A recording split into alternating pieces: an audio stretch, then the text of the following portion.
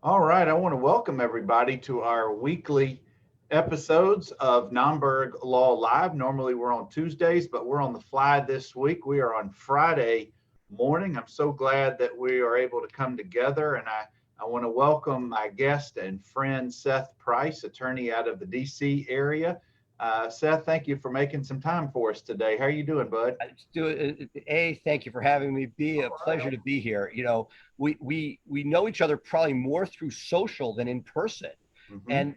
And the fact is, like, our backgrounds must have intersected at some point, because we have all these random, commonalities. Not many people probably know the 1978 Yankees starting lineup by heart. That's Uh, right. That's and right. so, like, whenever the posts on Facebook, the only other person who's like a fan of that era and has all these different things. So it's good to spend some time with you one on one. Yeah, it really is. We do intersect about 16 different ways, and we've been around each other at just once or twice at Max Law, but I'm sure as the world opens back up, there will be opportunities for more in the future. But I'm glad to at least see you virtually today. So thank you. Absolutely. What we're going to talk about today, guys, is networking. And Seth is one of the very best. Not only is he an attorney in the DC area with multiple offices with Price Benowitz, but he's also an entrepreneur with Blue Shark Digital. And Seth, I've heard you speak many, many times, and often weekly. You and Jay Ruane have a great show that I catch from time to time. But networking is just built into what you do. And I know that pre-pandemic, you were on the road all the time. Wherever there was a conference to be had for lawyers or entrepreneurs or dealing with SEO and the like, you were there. So take us to the pre-pandemic networking that you developed, and then let's come forward with it. Sure. So ironic. I mean, like, you nailed me. And I'm a people person. I love talking to people. And it's sort of, with a wife who's more of an introvert, the kids love to sort of point out the differences. But for me, I started geeking out and going to law conferences long before there was a Blue Shark. And one of the reasons I think that I was driven to spin our in-house digital marketing group out of Price Benowitz and to build a digital agency for lawyers, besides, hey, I didn't see what I liked in the market, I did it myself, was that I could go to conferences and double dip. I could go and look at best practices for law firms. I could, find, if it was Mark Lanier was speaking, could get great tips for our trial team. And then as a third leg would be to be able to sort of build this second business. And, that's what I love. It's sort of like, when you're meeting people, and I think that people talk about this a lot, if you add value, and I think your show does it, I hope Jay and I do the same thing, that providing value, that, that's, if you ask for something, that's no way to sort of connect with people. But if you are sitting there and are part of the conversation, help people solve their problems, that's business, right? People come to you as a lawyer because they have an issue and they want you to solve it. No different as a digital marketer. And I feel that, my love of the interpersonal and talking to people, that when you see something on a listserv saying somebody needs help, even though you're not going to make a buck from it, making sure you're the connector that brings those people together, it jazzes me. Some people have a hobby, collecting stamps. I like connecting people, and so it's allowed me the opportunity to expand that. And that's how I built Blue Shark, was sort of saying, hey, let me get on the road and not sell, but just teach. If you show people what they need, they could do it themselves, great. And a certain number of people will say, I like what your style, and I'm going to hire you. And that's sort of been a fun ride for the last couple of years. And it's kind of the Bill Berg philosophy of being a giver. And you're so right. The more that you give, the more you're able to connect people, teach them a little bit, share some commonality with them. That's you giving, and in return, you're going to receive so much more than the people who are just sell, sell, sell, sell, sell. So I get it, but there's nothing that replaces that interpersonal connection of being in person, to be able to shake. You're right. And again, this is all pre-pandemic thinking. Shake a hand, give a hug, share some bread at a table, and we'll get back to that. But that was Oh networking no, for you look, for so long. a friend and colleague in the DC market has built an entire practice Mhm. with almost no digital, but entirely on lunches. Mm-hmm. He does at least 3 lunches a week. Wow. And that's his business model. And he did it for quite a few years, to the point where he made a name within our fishbowl.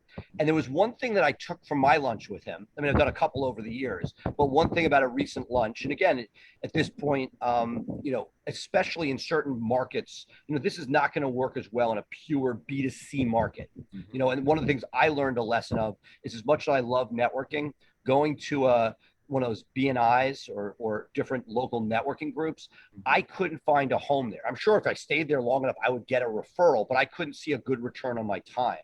Not that getting out of the, like, one of my sayings is, nothing good happens staying at home. Now, pandemic has made that much harder, but getting out, every time you go to a meeting, a conference, a this, a that, things happen. And this guy who really did a very disciplined job, I'm sure he himself did it. I know he didn't do, but if you have a VA, you could use that because getting the luncheons of people you want is a business unto itself. Nobody's going to say yes the first time. They're not going to take it for that week. You get 3 weeks out. They may cancel the first one. So if you really want to set this up, again, this is not my personal style, but I've seen people doing it. I love to sort of share this. But the thing that struck me was, once I was there, you sit there and it's lunch. So you may not even have an appetizer. You might get a beverage, maybe get an iced tea or Arnold Palmer or whatever, and you have an entree. And that may take you to about the 50-minute mark, give or take. And something he did was he ordered dessert, something to share. And I was like, thinking to myself, I should really get back to the office. But it was that extra time. Once you sort of would gone through, the arc of that conversation takes so long that it wasn't until that point that we really got to some deep, meaningful parts of the conversation that made so much so that I remember it later. And as much as I'm trying to, I've talked to you over time about trying to cut down on diet and low carb, but if you're willing to take a few bites of dessert, there is something about that coffee, even if it's just coffee. Yeah. There's something about that post meal. You stuffed your face, you're no longer hungry, and now it's time to have a conversation. You're not there for the transactional part of eating, and I find that it is something that, if I reflect back to my dating days, the idea of having an extra drink, getting to know somebody that much better, really, I saw it in action and it clicked with me. So I think two things. One is thinking about what you do when you meet with people, but secondly, having a methodology to make sure that you are purposefully meeting people and not just having stuff fall into your lap. There's nothing that replaces the time that a person gives to another, because it shows that you're just important to them enough to spend that time, because there's only a limited period of time each day that we're productive. I only have so many good, useful brain cells in a day before it's time to kind of shut down and recharge. And by giving that time, and now we have to do it digitally or socially distant wise. And that's where I want to go with this part of how you've had to pivot, because you created such a great network of actually being in person for so long, for these few years.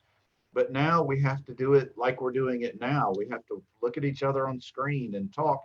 And it just seems impersonal somewhat. It's not the same as being in person. So how did you figure that part out, Seth? Well, a couple things I'd throw at you. One, part of the reason you see me in Florida, not where I am, is I took off during the winter months and came down here. And that has been a godsend for two reasons. One, in DC, not only is the thought process not wanting to see people, period. Mm-hmm. And that even people who do, it's 20 degrees and nobody wants to sit outside. I got space heaters in my backyard to invite people over to be social. But in Florida, there's a much more liberal view towards what's going on. Mm-hmm. And I've been able to do some socially distanced coffees and get some of that juice flowing. Because again, I always profess, people do what they love to do. If you love baseball cards, the collecting baseball cards is not a chore. You love looking at them, remembering what the memories are that bring back. So to me, the people stuff, there's an energy drive. And so when I saw it dying during the beginning of the pandemic, that's when Jay and I started doing our weekly and then twice a week shows, mm-hmm. simply to sort of get some of that energy back. We tried something, we liked parts of it, we pivoted and created something that was a little more personal, one where it was really, times for a good buddy just to chit chat back and forth. And part of it was interviews with different people on different topics. And the idea is, it's not the same, you're right. but you're able to, like right now, I know we were in the same room at a Max Law, but it was so crazy. The ability to sit down and sort of spend some quality time with people, that frankly, let's take the benefit of it. While we don't have the tactile piece, we can't break bread. This is much less of a buy-in than flying into your town, staying overnight to have dinner. You're able to do stuff with much less of a buy-in, and that to me has been one of the cool things about this. And your show itself, if you called and said, "Hey Seth, we should have a catch-up call," it might get calendared and it might be kicked down the road 2 or 3 times. But if you call and say, "Hey, I want you on my show," that's our opportunity. I'm gonna book it. And that's been the benefit for Max Growth Live, is that it's forced opportunities that otherwise wouldn't. So I think that with each medium, now that we're forced not to be in person the way we were, but to do it, digitally, we can do things that I think help, dance with the technology, embrace it. And if you do so, while it's not the same, there are benefits that you can't get from a one-on-one hangout. No, and you're right. The pandemic has forced us, you either adapt or die, that mentality that if you don't embrace the social media, or if you didn't before the pandemic, you'd better now, because this is where it's at. This is where people are, and you never know what the next social media platform is going to be. Like Clubhouse is just taken off like gangbusters, and the number of connections that you can make in such a short period of time, it's astronomical. You could be on Clubhouse, for example, just about all day if you wanted to be in there for legal conversations, and they are all over the board. And I love it until I just, again, you only have so many good brain cells in a day that you can use up. Have you embraced or looked into Clubhouse yet? I've looked at it. I'm signed on. I have not gone all in. I was all in back in the day on Google Plus. Mm-hmm. I was one of those people. I was also the Google platform. And I think that, like everything else, that, look, it's another place to connect, and right now some A-listers are in there, so it's interesting, almost like what happened with Twitter, where it became sort of a marketplace of ideas. And so I think it's great. I think that lawyers, B2C lawyers, well, as a marketer, you could be seen as a thought leader, and if you have a niche. But if you're a B2C lawyer in a locale, it is like, to me, yes, it amplifies your voice, but are you going to find the people that make a difference for you? Now, and it really depends on what your agenda is. So, as we talked before, find it, embrace it. There's no doubt that there are ways to use it positively, but thinking that is going to, if you're in X town and your job is to know the top 20 people that can refer to you, they're likely not on Clubhouse. If you're doing something that's national, where you want to be a thought leader in IP law, and you're going to be the guy who does, national stuff on trademarks, okay, great. But I think you have to know, is a given media to pay dividends, or is it something that almost like entertainment?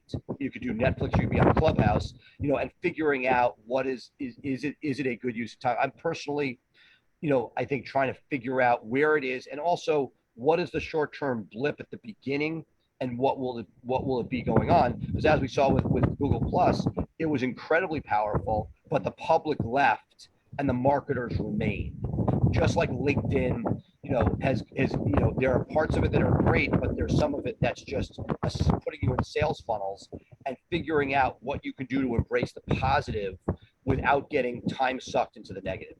Yeah, that the time suck aspect is right now for me, because it's so new of an app, and I'm just trying to figure out my space or my place in there, whether it's for law or talking about college football or whatever it may be.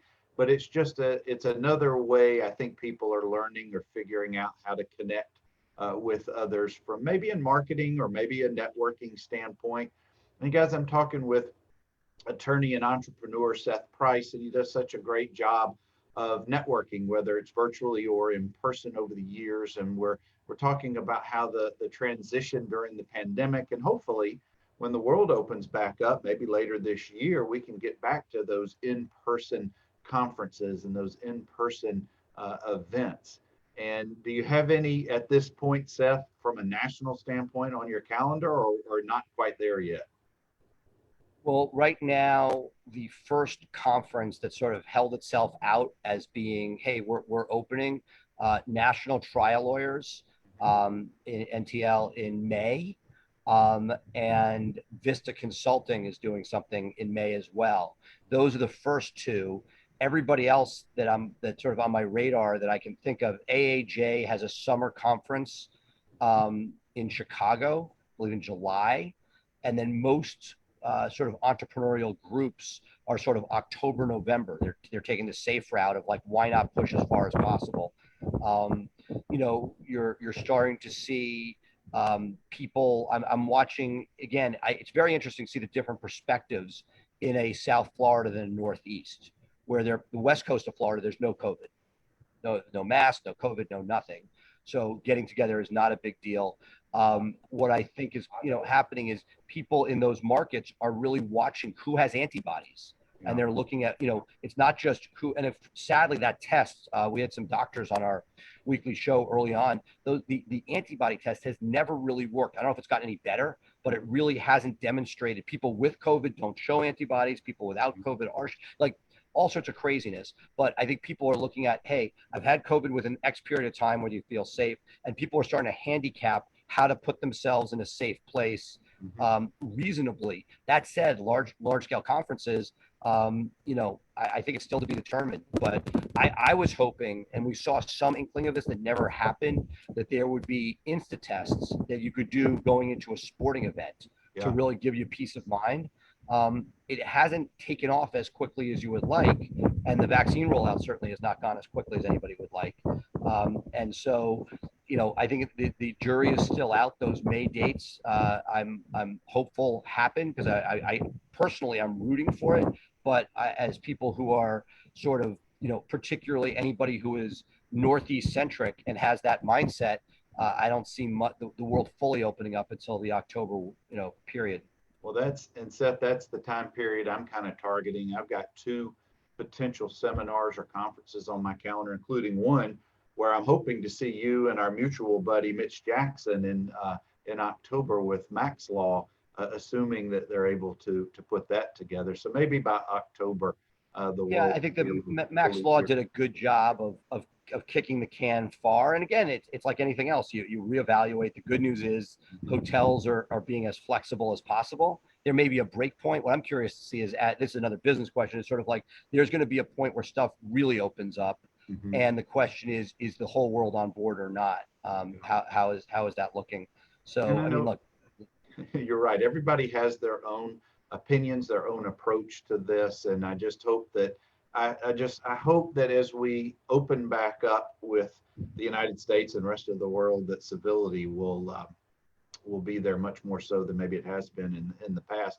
But I suspect the real reason why you moved temporarily down to Florida is because spring training baseball is about to start or has started this week. The catchers are there? Yeah. So we need to come clean about this and the Yankees. How far away are you from your beloved New York Yankees right now? Well, I over the years, I hate to acknowledge it. I mean, they used to be in Fort Lauderdale, right by my grandmother.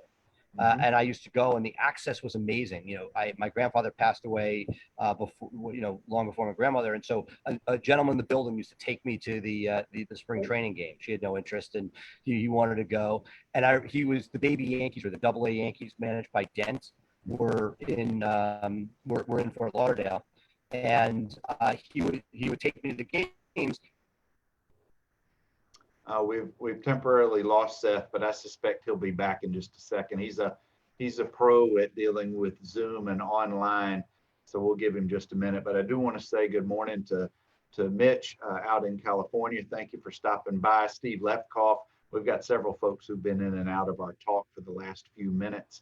And gosh, Seth has just got a world of information, particularly when it comes to networking, particularly when it comes to just connecting folks and showing how people can learn from others without expecting something in return.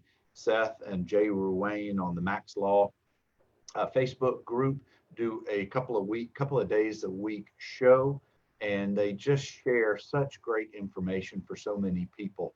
Let me see if I've got a message real quick from him and from Seth, and we'll keep going when he gets back in, assuming that he can. So let me, and if you guys have any questions that you want to pass on or concerns about networking, how Seth does it from a virtual standpoint, I'm sure that he would be glad to share some of his tips of the trade and how he does it. And hopefully he'll come back in just a minute. If not, we'll just call it a wrap. Here he comes right now.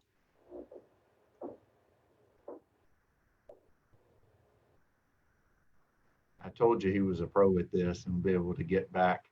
And Hey, sorry about that. I've been no having problem. tech issues. So you're talking spring training. So anyway, the apologize for cutting out, but I was taken to the game, we were seated in the 6th row behind the visitors' dugout, the best seats I'd ever been at. I'm used to the bleachers in Yankee Stadium, upper deck.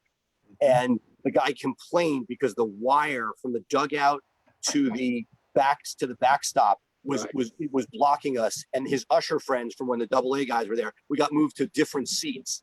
And I was like, I would never have the gumption to say, I'm in the 6th row and there's a wire in my way. Like, I've never seen anything like it. So I hope to be able to make it down to some spring training, at least a game before we go. Well, I hope you do as well. And you and I can talk baseball for hours, but I'll be brief. Growing up in South Alabama in Dothan, just north of Tallahassee, we would go down to spring training games, usually on our spring breaks. We'd get in the family van and go, and I have so many wonderful memories. But probably my best memory, Seth, is with Tallahassee being only about an hour and a half from my home. On my birthday one year, the Yankees played Florida State in an exhibition game. Really? The Yankees and Florida State always had a connection through Steinbrenner with Mike Martin and Dick Hauser and so forth. So on my birthday one year, I got to up close and personal get autographs and pictures with the likes of Reggie Jackson and Dave Winfield and Ron Guidry, and you name the roster. So what year are we talking? That was about 1980. 79, 80, 81, because we did it for a few different years. But some of my favorite vivid memories are spring training baseball. So I hope that you do get to go to a couple of games, at least during. No, and it is. It's at Yankee Stadium, even the world's changed. They used to have picture day, where they would line the players up on the outfield grass and they'd walk you on the warning track, and you could go. It was like it felt like going to the zoo and taking pictures, but like I still have my like disc camera developed with all my favorites. This is probably like early 80s. But the fact that the new stadium in New York has a moat sort of keeping the VIPs separate from everybody else, like the Roman Coliseum, very, very upsetting, because that was the quote, you might be in the upper deck, but come 7th inning, nobody stopped you and you could watch the last 3 innings from on top of the dugout. That was, those are my childhood memories. Well, I was going to say, and even more recently, I suspect you've done some networking either at the Nationals or Yankees or Orioles games in person, and hopefully we can all get back to that in due time. I'm convinced one of the reasons they had to put the screens all the way around, not only were cell phones, but that, it became a social event. And that combination of cell phones and people not paying attention, that really changed the dynamic of the game enough, because the balls came just as fast, pretty much, in the earlier generation. But it was like I went with a glove when I was a kid. Like that was, you were there to catch a ball. Not that I ever did. I had to get to 25 years old before I actually caught a live ball of the game, not in batting practice. But it's one of those things that's really, and now that when you sit, it's one of the things I do bemoan, that I've had the benefit of some amazing seats over the last few years. And that screen, while I get it, it's important, and I'm not advocating for it not to be there, it does change the dynamic of being able to reach out and feel like you're touching Jeter versus being in a cage and watching them play the game. That's exactly right. And gosh, Seth, I hate that our time here is come to a close, but before we do, if folks want to reach out to you either about Blue Shark Digital or just networking in general, or need a referral in the DC area, how can they reach you? So look, I'm on all the socials. I'm all over Facebook, LinkedIn. I'll do something. If anybody's listening cares, my cell is 347-661-9999, 347-661-9999. always feel free to call or text. You know, as you know, like I geek out on this stuff, whether it be helping people out with something in the DC market or something digitally. Always happy to answer questions and point you in the right direction. Well, as I said earlier, and as I've noted over the years, you're one of the biggest givers of information and connecting people who I know. So thank you for what you've done and continue to do. And I'm proud to call you one of my friends, virtually and in person when we can. So Seth, thank you for spending some time with me today. It was a pleasure, and I can't. You know what? Our bucket list item is we got to catch a Yankee game together at some point. That's what we got to put that on the list. I would so look forward to that. Yes, sir. Well, guys, as we do each week, whether it's Tuesdays most of the time or on the fly, we do them on Fridays. Nomberg Law Live, and we're entering year 4 of doing this weekly show. Very proud of it, and have some incredible guests like Seth, it is what I like to say is it's interesting people in their areas of expertise, and you certainly heard it again today. So, guys, I hope you have a safe rest of your week and weekend, and we will catch you next week on Nomberg Law Live. Take care.